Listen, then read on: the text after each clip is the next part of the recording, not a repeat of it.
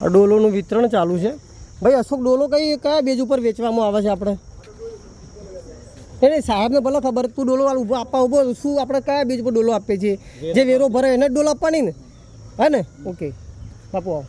મજા મજા મહેન્દ્રભાઈ આજ ના બોલતા યાર, મહેરબાની કરજો આજ ના બોલતા. આજ આપણો સંબંધો સો ટકા. ભાઈ રાકેશ, તમે જે વેરાની ઉઘરાણી કરો છો એ કયા બેઝ ઉપર કરો છો? કોઈ બિના તમે ડોલ વેરો ભરો તો ડોલ આપશો? હે એટલે નહીં આ રીતે થઈ રહ્યું છે ને આમ? હા કે ના ખાલી? હા ઓકે. બીજું છોડો તમે, કહો ભાઈ સાઈડમાં આવતા બધા.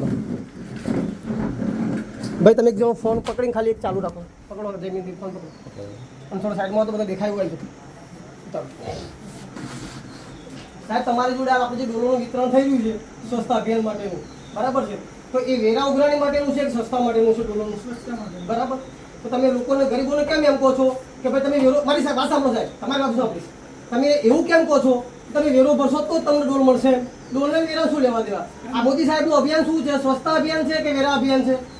સ્વચ્છતા અભિયાન પણ છે, વેરા અભિયાન પણ છે. બરાબર. પહેલા કોઈ પણ વ્યક્તિ ગામનો હોય ને, બરાબર. હવે તમને હવે આવો પહેલી ફરજ છે વેરો ભરવો જોઈએ, વેરો ભરવો જોઈએ. બરાબર. ભરવો જોઈએ. આ મારી ટોટલ બધી વેરા પાવતીની મારી ફાઇલો છે. ઓકે છે રાઈટ? ભાઈ તમે વડીલ, આપણે કઈ તારીખ છે? 30/11/2024 છે. બરાબર. ચાલુ વર્ષ કયું ગણાય? ચાલુ વર્ષ કયું ગણાય? આપણું ભારત વર્ષની આપણે જે કાયદાકીય રીતે ચાલુ વર્ષ કયું ગણીએ કે 1/4 થી 31/3. તો 1/4/2024 થી 31/3/2025. તો એ વર્ષ કયું ગણાય? આ વર્ષની અંદર વેરો ચાલુ બાકી હોય તો 30/11/2024 એટલે 31/3/2025 સુધીનો વેરો આવી ગયો. હવે જે સર્વિસ મળવાની છે 1/4/2025 થી 31/3/2026, તમે એડવાન્સ કઈ રીતે પૈસા માંગી શકો? કોઈની જોડે નથી માંગતા. કઈ રીતે માંગી શકો? વેરો છે અને ચાલુ વર્ષનો તમારા આવકનો દાખલો હું શું કહેવા માંગુ છું? તો એ વેરો તમારે ભરવો પડે. 31/3/2025 સુધીનો વેરો આવી ગયો છે. આ 7મો મહિનો, હવે 1/7 થઈ, આજે 1/7/2025 ચાલુ થઈ. બરાબર છે.